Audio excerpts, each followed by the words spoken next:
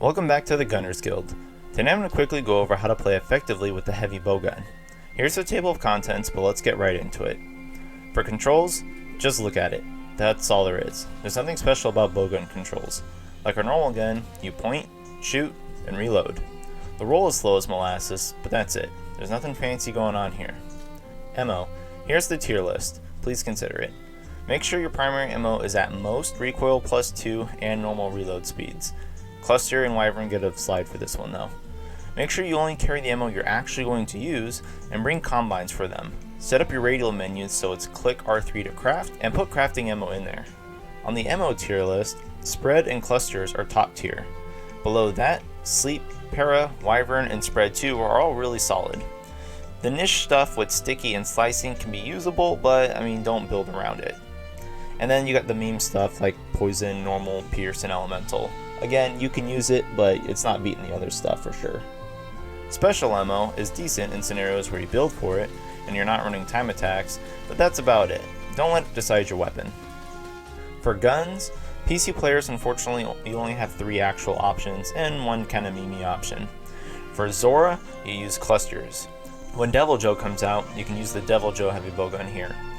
Nergigante for spread 3, and you're not going to do much better until you get the glutton from Kulve Taroth. Jagras for spread 2, but again that's going to go away once you get glutton. And Diablos for Wyvern. For mods, close range mod is mandatory to have at least one on if you're running anything that isn't cluster or Wyvern. Long range mods are trash, you'll almost never be far enough to use these things in solo. Damage mods add 20%, 10%, and 5% damage, so one of them is nice, everything past that is just kind of okay. Recoil and reload mods are great, use them to make sure your primary is at recoil 2 with normal reload speeds. If you can't make that work, probably don't use that ammo. Clusters get the only pass here. Shield mods, no. No. Equipment. Again, please just make your own sets, it's not that hard. Here's your mandatory skills for each type of ammo you're going to use. If you're wondering when to use a Xeno set bonus, it's simple. If your clip size is 4 or less, you use it. Reloading eats a lot of DPS uptime for guns, so MOs that have small clip size need the extra shots to reduce the amount of time they're reloading.